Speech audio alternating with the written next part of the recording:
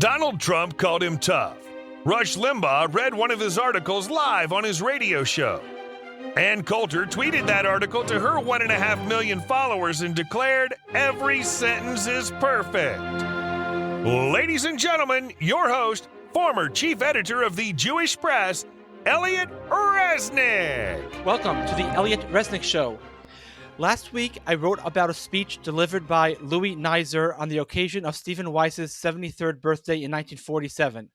Neiser was a famous trial lawyer and best-selling author, and Stephen Weiss was a Reform rabbi who yielded more power and influence than perhaps any other Jew in America in the 1940s. Weiss today is reviled by the Jewish masses as almost an accomplice to murder for not doing more to save European Jewry during the Holocaust. And yet, in this 1947 speech, Neiser predicts that Weiss will go down in history as one of the greatest Jews who ever lived. Neiser's prediction is so unbelievable that it could be exhibit number 1 in a display on the terrible judgment of the elite class, whose every word so many of us worship. Here are just some excerpts from this speech. Neiser says, "It is impossible for contemporaries to measure the stature of a gigantic figure in their midst. I therefore ask you to transport yourself in imaginative flight to March 17, 2024. It is an extraordinary day. In more than 30 countries of the world, there are celebrations of the 150th anniversary of the birthday of Dr. Stephen S. Weiss. Palestine, which is now an independent Jewish commonwealth, has declared a national holiday. In a ceremony in the capital, Tel Aviv, the president points out that just as the American nation reveres Jefferson, Washington, Franklin, and Adams, so Palestine will always remember its 4 founding fathers, Herzl, Weizmann, Brandeis, and Weiss. At the end of the ceremonies, a statue is unveiled, which is the broad image of the classic figure of Dr. Weiss. On its base are inscribed the words, 'Not unlike Moses, he carried the burdens of his suffering people.' There is a special celebration under the auspices of the Jewish Institute of Religion, founded by Dr. Weiss 102 years earlier. There are now more than 30 such institutions, training young men for the rabbinate. Most of these institutions are named after their original founder. The president of the institute makes the significant point that Dr. Weiss has had more disciples than any other leader in the history of Judaism. The chief rabbi of Palestine, in an address which is televised to most of the countries of the world, says that when Dr. Weiss was distressed at the murder of 6 million of his brethren, he stood upright and raised a prophetic voice in soul-searing torrents of denunciation. Like coruscating cascades of burning lava, his words consumed all before him. At the Yeshiva University, an author who has written one of the 52 biographies of Dr. Weiss tells his audience, while Dr. Weiss's name is now universally revered, a careful study of his life reveals that during his own lifetime, he was by no means entirely free from criticism. Like Lincoln and Roosevelt, he was the subject of much bitterness and resentment. But, continues the author with a flicker of his smile barely discernible, even our best researchers do not now remember the names of any of his detractors. Their names are buried in oblivion, while his name lives on lustrously." Okay, suffice it to say that Dr. Weiss's name has not lived on lustrously, and that next year, on the 150th anniversary of Weiss's birth, there will be no mass celebrations in America or in Israel. 52 biographies have not been written about him, nor do 30 rabbinic schools exist training Reform Jews for the rabbinate. I believe Reform Jewry has only 1 or 2 such institutions, and most of its students are not even Jewish, let alone male. Here with me to discuss this issue and more is Zalman Alpert, a reference librarian at Yeshiva University for close to 40 years, or maybe even more than 40 years.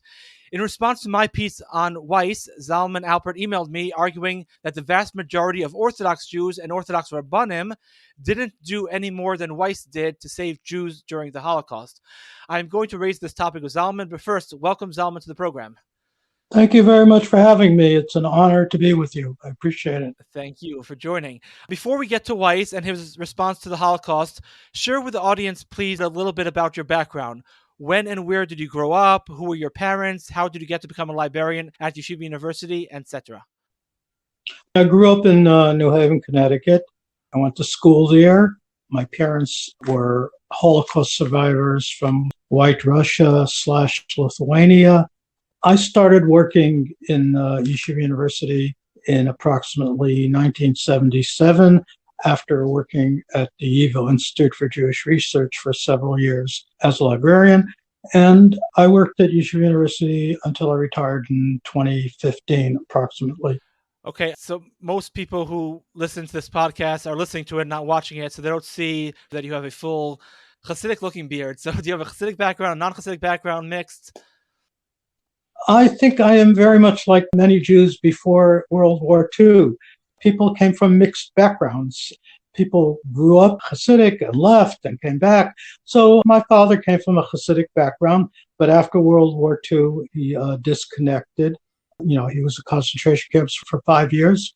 But I did attend the Lubavitch Yeshiva here in New Haven, and I've always been interested in Hasidic life.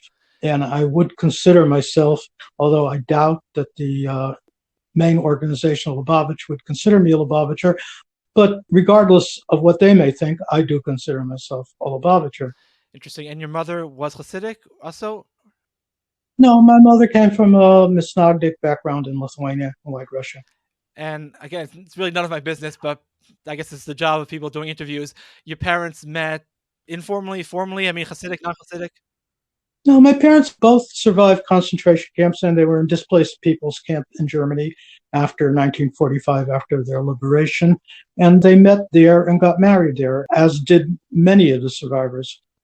Okay, I want to get to the Holocaust, but maybe general comment or discussion quickly on, because nowadays that would very, very rarely happen, that a Chassid would marry a non-Chassid. I mean, even among Chassidim, I think there was a Lubavitcher who married a Satmar within the past year, and it was considered a major, breakthrough or achievement, or just something extremely unusual, because even among Chassidim, often they don't marry each other anymore. So here you have a Chassidic person marrying a non-Chassidic person.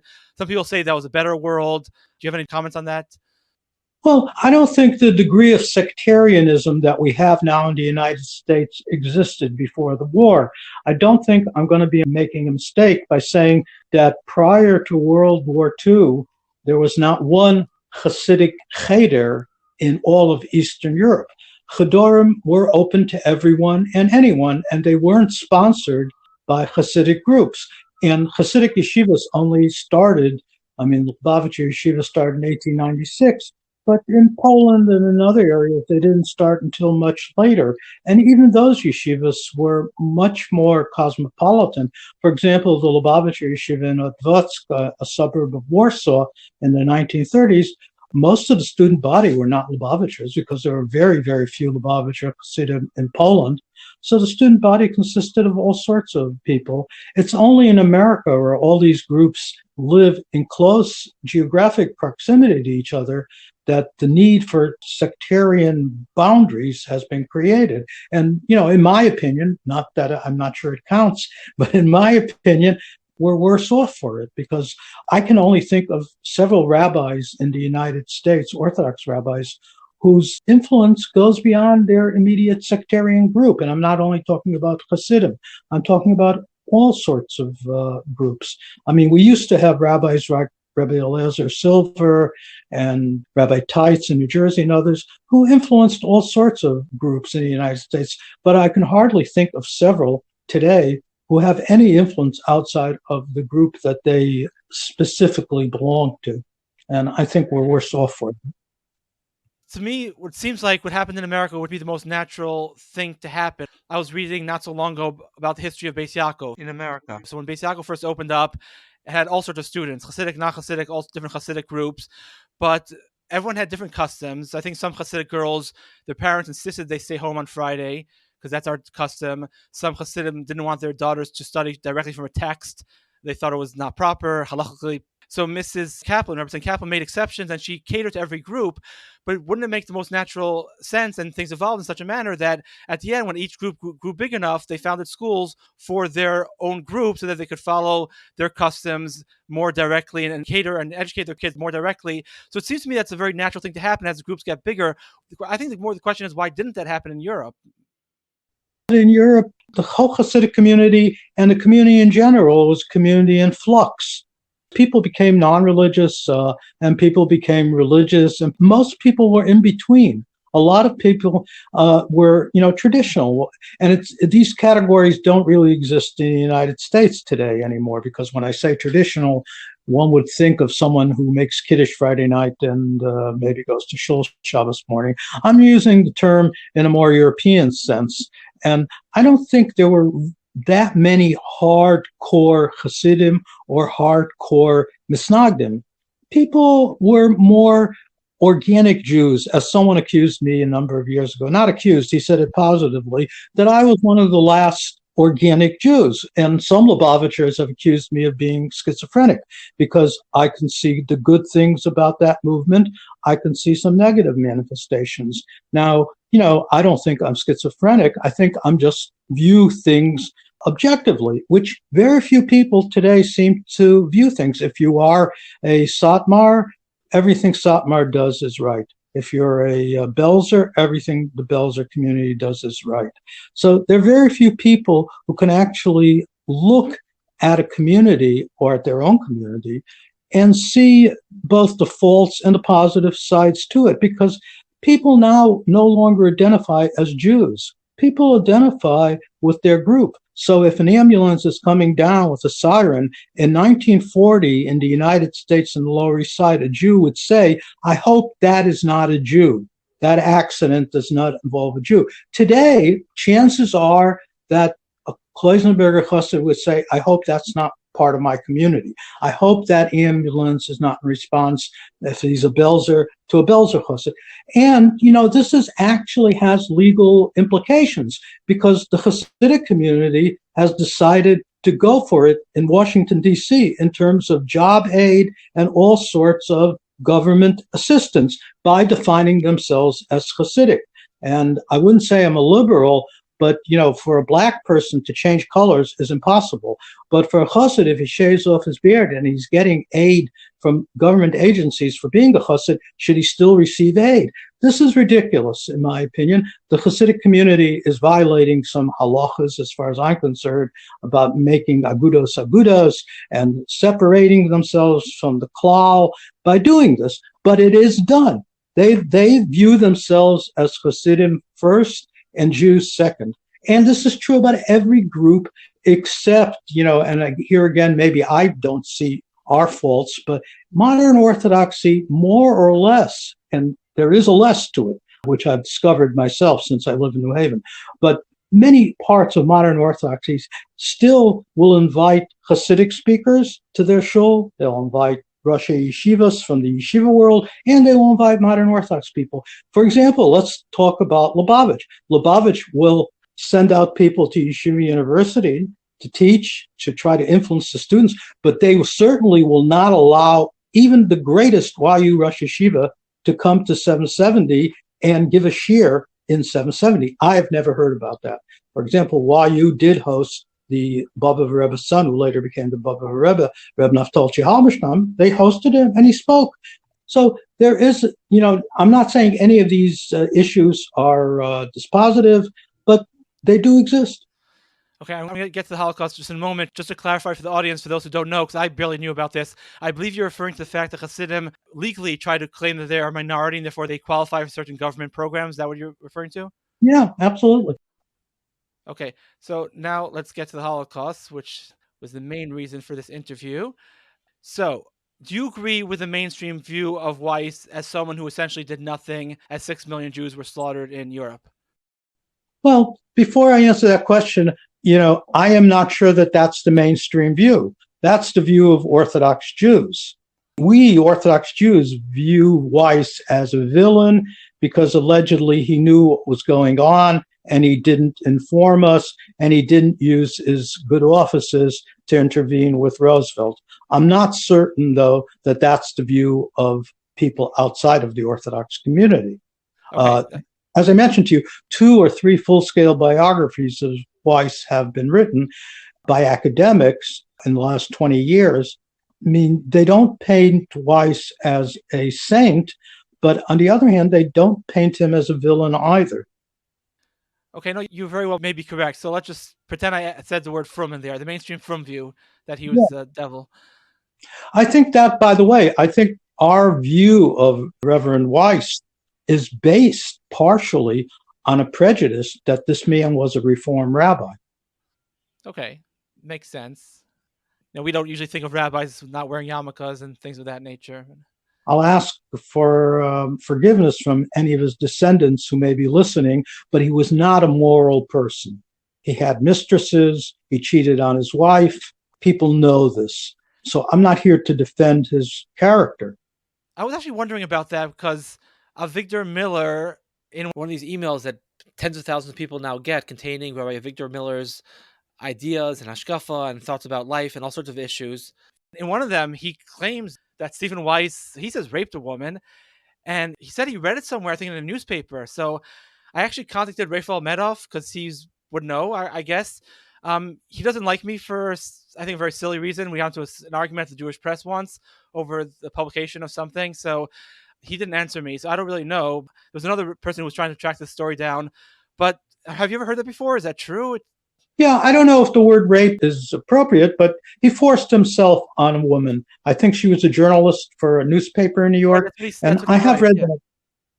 Sorry? Yeah, I have read that in print someplace. I don't recall when. It may be in one of the biographies even. Uh-huh. I mean, Today, I guess, it would be called rape, but I'm not sure at that time it was called rape. He just didn't take no for an answer. Right. He was a very strong person who didn't take no for an answer from anyone except for Franklin Roosevelt. Right. Okay. So if you could talk a little bit about the Franklin Roosevelt, should he be blamed? Some people say, look, Roosevelt was the best we had. What do you want him to do? It's like, during the Trump era, conservatives liked Trump, even when they didn't like something they did. They said, look, he's our guy. We can't alienate him over every single little thing. He's more or less on our team.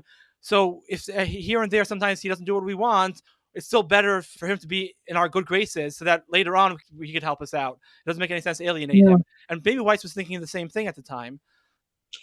It's possible. I happen to feel that the problem with Stephen Weiss and his cohort was that they were more concerned about establishing a Jewish state than they were about saving 6 million Jews.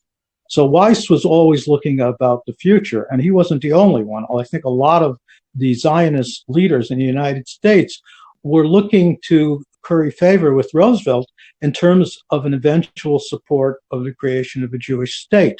And the 6 million Jews, or the Jews in Europe, were a secondary issue. I don't think they ignored it completely, but I don't think that was their main issue. Their main issue was creating a Jewish state in Israel. And in that case, I think what you said is correct, that they did not want to alienate themselves from Weiss. From Roosevelt. But I think where Roosevelt failed, unlike Trump, in my opinion, is that in little things, what we would call in Hebrew, pachim kitanim, in the little things, Roosevelt was a total failure. For example, bombing Auschwitz, the railroad tracks to Auschwitz, would not have been a major expense or a major detour from the American war effort. Yet it wasn't done. Roosevelt didn't insist that the railroad tracks to Auschwitz were bombed. For example, admitting ships with refugees prior to 1939 or 1941, when America entered the war, Roosevelt refused to admit 400 or 500 Jews on various boats. Except that if you let in one boat, they would have to let in more boats. So supposing he had let in the St. Louis, which came, I think, in June or July of 1939. Okay, so then there would have been another ship that came. Eventually, he would have had to have been cruel. You have the same thing now in Europe with all the migrants. There are Muslim immigrants overrunning Europe, and that's because Europeans didn't want to be cruel. But you have to be cruel once if you think it's in your national best interest to stop the ships. Because only by being cruel once will the ships stop coming. And as it is, by the way, as I'm sure, of course, you know, the people on the St. Louis were sent back to Europe. Now, there had not been a war yet. The Holocaust had not started yet. The World War had not started yet. So it's not like when America and the State Department turned back the ship that they knew that these Jews were going back to their deaths. They thought they were going back to a very difficult life, perhaps, but not to their deaths. And 3/4 of those Jews actually survived. And also another point, there's so many moving parts here, but another point, of course, is that FDR was trying to prepare and rally the nation to fight the Nazis because he saw the fight coming. He saw Hitler as a threat to the world, and he felt he couldn't really stand up for the Jews so much because then people will say it's a Jewish war and you're helping the Jews and you don't really care about America. And he had to be very careful. There was half the country was against preparing for war against Germany. They didn't really see Germany as a threat at the time, and FDR had to play his cards very carefully. And it wasn't just so simple for him to just let in Jews. You once suggested to me in conversation that FDR could have used his bully pulpit to try to convince Americans to help the suffering European Jews. which is a very interesting point. But nonetheless, I don't think the situation is nearly as simple as people paint it. No, I think Roosevelt had enough influence, and the United States had enough influence in certain Latin American countries, for example, Cuba, to force them or influence them to allow Jews into Cuba, Mexico, Panama, other places. We're not talking about millions of Jews. We're talking about hundreds or tens of thousands or thousands.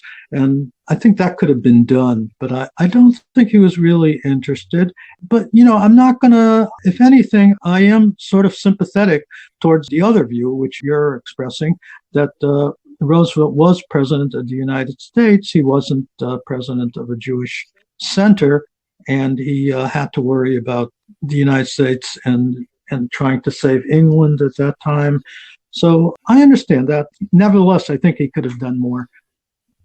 Okay, so let's get to frum Jewry also, because one of your main arguments, I think, is that, there's different vantage points. There's looking from the vantage point of Roosevelt, but if you're looking from the vantage point of Jewry, right, you're arguing that it wasn't just the case that maybe whites didn't do so much. I believe your contention is that all of American Jewry, including the frummest of frum American Jewry, didn't do enough also. Am I correct? And if yes, could you please elaborate? Absolutely. I don't think we are bombarded by propaganda coming out of the offices of Agudas Yisrael. And I'll say that it's Agudas Yisrael is doing most of this. They've paid for books written by the late Dr. Kranzler and others to show that they did help Jews in Europe. This is, I wouldn't call it a lie, but I would call it misinformation, fake news. Because what Agudas Yisrael did is, first of all, before 1941, it did try to get yeshiva students out of Lithuania. Fine, they deserve credit for that. But their efforts were limited to yeshiva students. Once again, we see the rise of sectarianism. Their efforts were not to get Reb Yisrael out of Europe or to do anything substantive or on a large scale. Their efforts were get to yeshiva students. And as you said before about Germany and Roosevelt, that wasn't even due to any, we didn't know there was a Holocaust that was supposed to happen after 1941. Their efforts were, they saw that these schools were being closed either by the Soviet Union when they took over Lithuania, or they were under threat from German control. Later on, the Aguda sent packages to Jewish refugees in Central Asia. True enough, it's nice. They deserve credit for it. But to say that they were involved in rescue efforts, this is an overstatement. Yes, there were religious Jews in Switzerland and other places who were one-man shows. Mr. Eyes in Switzerland. There may have been some Jews in Great Britain. And if anything, those Jews were encouraged not by Aguda leaders in New York, but they were encouraged by Rabbi Weissmandl, who was living under Nazi occupation in Slovakia. Rabbi Weissmandl was, if anything, he and his group, who was called the Working Group in Slovakia, were much more involved in trying to get Jews in countries like Sweden and Switzerland and even the United States involved in this. But to say that Orthodox Jews in America did anything major to save Jews in Europe is not true. I mean, one looks at the Orthodox Jewish newspapers, and there were a few of them published in those years. One sees advertisements for Gartenberg's Pioneer Country Club. There's no advertisement not to eat. There's no advertisement to say we're going to fast twice a day and we're going to send the money someplace to help save the Jews. No, there's quite the contrary. Go and take your vacation in Gartenberg's Country Club and in other such places in the Catskills. Malava Malkus for yeshivas, as if those were the most important thing while 6 million Jews were killed. By the way, the Aguda misstates other things, right? Weissmandl in his book, Min HaMeitzar, writes he doesn't know how Jews in the United States can sleep while 6 million Jews are killed. Right, Weissmandl wasn't talking to Reform Jews. He wasn't talking to Goy. He was talking to them.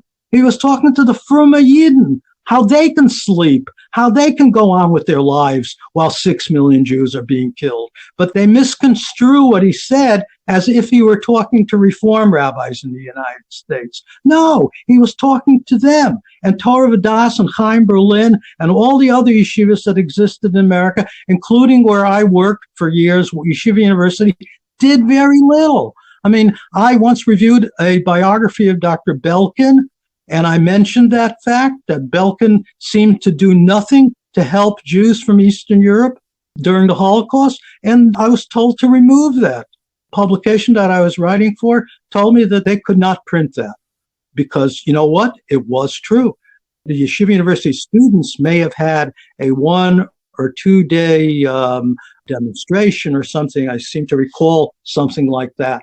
But besides the march from the Agudas Rabbanim, the Union of Orthodox Rabbis of the United States, which, by the way, was not Agudas Yisrael. The Agudas Rabbanim in those days was basically led by rabbis affiliated with the Mizrahi, Rabbi Rosenberg, Rabbi Leventhal, and others, with the exception of Rabbi Eliezer Silver, who was affiliated with the Aguda. Now, the Agudas Rabbanim did have a march to Washington, which is nice, and they deserve a tremendous commendation for doing that. But as I wrote, why didn't they march every week? I mean, is putting on tefillin a mitzvah that you do once in your life? Or is eating kosher something that you do only on Shabbos? If you're going to march to Washington, and Roosevelt did not receive them, by the way, and I don't know if that was due to Weiss or to other Jews active in the Democratic Party who told him that these were old-fashioned men and, you know, you really should have nothing to do with them. I don't know what the real reason was why he didn't want to receive them. But, you know, they should try and try again. Our Black community, 30 years later, didn't give up on one march. I mean, they had a major march in Washington, but they had many other marches and many other demonstrations. And I don't see any record besides a march in the Lower East Side organized by rabbis of any demonstrations. I don't see any call for a national day of fast among Orthodox Jews. I don't see anything. I do see there were relief efforts, and there's a distinction between relief and rescue.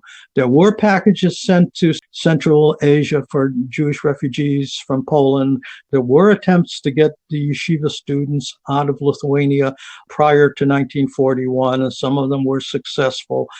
But that's not exactly rescue efforts. And there were packages perhaps even sent to the ghettos. But, you know, it doesn't seem that the business of life stopped in America, even among Orthodox Jews. It doesn't seem that way. By the way, yes, there were many Orthodox Jews who joined the United States Army after 1941. No doubt about it. Any synagogue of a certain age, you walk in, you'll see an honor roll mentioning those soldiers who served and those soldiers of that community who unfortunately died. But you know what? There was the flip side of it. There were many Orthodox Jews of the ultra-Orthodox community. It was a small community then who dodged the draft. They wouldn't even join the United States Army in 1941 to fight Hitler. I don't want to mention any names, but one reason Rabbi Joseph Lookstein, is disliked by the yeshiva community in America is because Lookstein railed against this. Lookstein said everyone ought to join the United States Army. We're fighting Germany. And Lookstein probably, whether it's within halachic boundaries or not, I don't decide those things, but Lookstein apparently even told the local draft boards about this sort of thing, that people were dodging the draft by claiming to be theological students. So he was disliked till the very end of his life by the right wing. And it didn't really have that much to do with his school Ramaz or with his theology. That was sort of a camouflage for what they really disliked him for. So there's a lot to talk about, and a lot of this has not been written. But a study of the Morgenjournal, which was the Orthodox daily newspaper, will reveal some of these things. And a study of other Jewish media at the time will also help reveal such things. But it awaits to use the Hebrew term, not goel. It awaits a redeemer, someone who could objectively study this. I'm going to push back on some of the things you said in a moment. But before I do that, I'm just going to help you out for a second or add piece of evidence to your argument. When I was writing about Saul Bloom, who was the most powerful Jewish congressman at the time for my PhD. Anyway, so I found a newsletter from the West Side Institutional Synagogue, and I'm sure this could be repeated many times over. This happens to be a newsletter that I happen to have access to, and it says May 3rd, 1943, the Women's League is announcing a fascinating guest speaker at their next meeting, and the fascinating guest speaker is going to speak about the personal and social life of the Chinese people. It says May 7th, 1943. So to your point, they weren't exactly focusing exclusively on saving Jews. They're having social lectures about the history of the Chinese people. But to push back a teeny bit on what you're saying, the argument on the other side is that, first of all, many people at the time did not really appreciate the nature of the Holocaust. They thought, look, Jews suffer in war, Jews suffer in all wars, and everyone is suffering in war. I mean, there were 3 million Soviet prisoners of war who died in Nazi prisoner of war camps. In Nazi prisoner of war camps for Western soldiers, the death rate was 5%. In Nazi prisoner of wars for Soviets, it was 58%. And many people say that one of the reasons it was 10 times higher is because the Nazis considered the Slavs to be an inferior race, and therefore we don't really care if they die. So you have 3 million of these people dying. And that's just one example. There were many people dying during the war. It's one mass heap of suffering. And I guess a lot of Jews just figured, look, this is war. We just have to pray and hope the war ends as quickly as possible. The American government is trying to defeat Hitler. They claim they're trying to do it as fast as possible. They're claiming they're doing everything they can. I think a lot of American Jews just gave the American government the benefit of the doubt, and they thought there was nothing they really could do about it all. What you're saying is true. I don't disagree with that. But I think if you examine, and I have not done that, but I think if you examine the activities of the American Jewish community, both Orthodox, Socialist, and Reform, through the American Jewish Committee and the Agudas Rabbanim, and they all had 3 different rescue committees during World War I, and then they combined for the joint. That's why it's called the Joint Distribution Committee. They did more during World War I to help the displaced Jews, and I would posit that American Jews rose up in a much more concerted effort during World War I, sending food and packages and all sorts of things to help literally millions of displaced Jews and hungry Jews. During World War II, one doesn't see anything like that. The joint itself was, in my opinion, dysfunctional during World War II. When Rabbi Weissmandl wanted money to bribe certain Nazi officers in Budapest for a deal with Eichmann, which is the famous story of Kastner, the joint's representative, Sally Meyer in Switzerland, refused to give him the money, even though the money was available. And that's not Orthodox. But I don't think American Jews really rose to the occasion. And it may very well be because, as Judge Jonah Goldstein, who was a Republican and a candidate for mayor, I believe, of New York against LaGuardia, once said so nicely that Jews believe in Jener Welt, they believe in dem Welt, and they believe in Roosevelt. And I think the fact that Roosevelt was president harmed Jewish rescue efforts because Jews thought that Roosevelt was their greatest friend and they had nothing to worry about. Whereas during World War I, Wilson was in the White House, and I don't think Wilson was anti-Jewish, but on the other hand, I've never seen anyone claim that he was particularly pro-Jewish either. So I think Jews did feel that they needed to take action by themselves. But I think World War II, the fact that Roosevelt was president was sort of a negative thing for Jews because Jews really believed that this man was their best friend. I wonder if you could talk about in the march, 2 opposite sides of the spectrum, Rav Aaron Kotler and Lubavitch. So Rav Aaron Kotler was apparently against the march and did not join it. Apparently, Lubavitch did send a delegation, but in general, apparently the 6th Lubavitch Rebbe was very against marches. I don't know why he made an exception for that one. Could you talk a little bit about why Rav Aaron was against it and why Lubavitch was against most marches, but not against that one in particular? Well, I don't know any specific information about it, but I can say the following. Rabbi Aaron Kotler may not have participated, but his partners in arms, Rabbi Avram Kalmanovich, who was the president of the Mir Yeshiva and arrived here in 1939 or 40 to help the relief efforts of the Yeshiva Bochurim in Lithuania, he did march. As a matter of fact, he was in the front line. And most of the other rabbis in America who later became active in the Yeshiva movement were also in the march. Now, I don't know whether Rabbanim was for it or against it. Now, as far as Lubavitch goes, the Lubavitcher Rebbe was represented by a very low-level representation. I think Dr. Mindel, who, I don't know if he was a rabbi or he wasn't a rabbi, but he certainly was not a pulpit rabbi, and by Zalman Gurari, who, whatever he was, I mean, he was a teacher in Lubavitcher Yeshiva at that time. Neither of his son-in-laws participated in the march, Rabbi Menachem Schneerson, later to the Lubavitcher Rebbe, or Rabbi Samarius Gurari, known as the Rashag. Neither of them were there, and neither was the Lubavitcher Rebbe himself, although by that time he may have been ill, so I'm not. By the way, several other of the post-war major leaders of right-wing Orthodoxy were not there. Rabbi Soloveitchik was not there. At least Rabbi Soloveitchik had good sense in one of his essays to admit the guilt and say to this day, he doesn't know why he didn't participate in the march. And Rabbi Moshe Feinstein, as far as I can remember, was not in the march. There are many rabbis who are not in the march. That doesn't necessarily mean they were opposed to it. It just means that they didn't go for whatever reason. They may have had justifiable reasons for not attending the march. But I think there were a lot of rabbis who did. Clearly, there were quite a number of people who did attend the march, and they all deserve credit for coming, even though I have my criticism why they didn't march again and again, but that doesn't mean that they don't deserve a tremendous amount of credit, given the circumstances of those days, for even marching once. It was a major thing for 500 rabbis, most of them who were not born in the United States, to go up to Washington and march and try to meet with the savior of the Jewish people, one Franklin Roosevelt. I mean, this took a lot of chutzpah, and as they say, chutzpah de kedusha, holy chutzpah. Right, but we live in an era where people march all the time. In the 1960s, marches were very successful.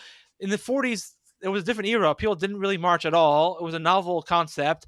And also, I mean, honestly, if you think about it practically speaking, so you march, let's say you meet with Roosevelt. It's not like the Jewish leaders never met with Roosevelt. They had other meetings with Roosevelt, and they went there and they said what they wanted to say, and Roosevelt said what he wanted to say, and the meeting ended and nothing happened. I mean, marches are not magic solutions, and they certainly weren't done back then. So, I mean, maybe that's why people just didn't march. It wasn't just something people thought of doing, really. And it's not clear what would have happened also. Yeah, I mean, what you're saying is obviously true, but the fact that the Agudas Rabbanim did march means that marches were in people's minds. I mean, if there were no marches at all, then I think what you had just said would really be 100% true. But the fact that the Agudas Rabbanim did have a march does indicate that marches were on people's minds. And, there were other marches. There was a Catholic priest. His name was Reverend Cox in Pittsburgh, who was very involved during the Depression. And he led a group of people, a large number of people, to march on Washington as well. Now, I'm always confused. There was another Cox in Ohio who was also involved in a similar thing. He was not a Catholic priest, who I think also organized a march. But I'm a bit confused about that. But one or both of these people with the same last name did organize a march to Washington. And, I bet there were other marches as well. This is not something that Martin Luther King Jr. invented. I mean, they weren't as ubiquitous as they are in the last 50 years. That's for sure. But what I think that the Agudas Rabbanim wanted is 5 minutes with Roosevelt. And why? They figured that they may be able to sway Roosevelt's conscience. And as a matter of fact, when Rabbi Kalmanovich and Rabbi Kotler, and I think there was some other rabbi with them who spoke English, went to see Henry Morgenthau? I think so.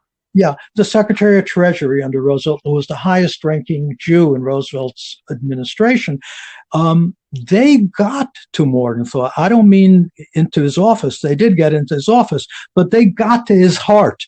And Morgenthau was taken. He became an important player in this. And he was the person who convinced Roosevelt, by hook or crook, he threatened to resign.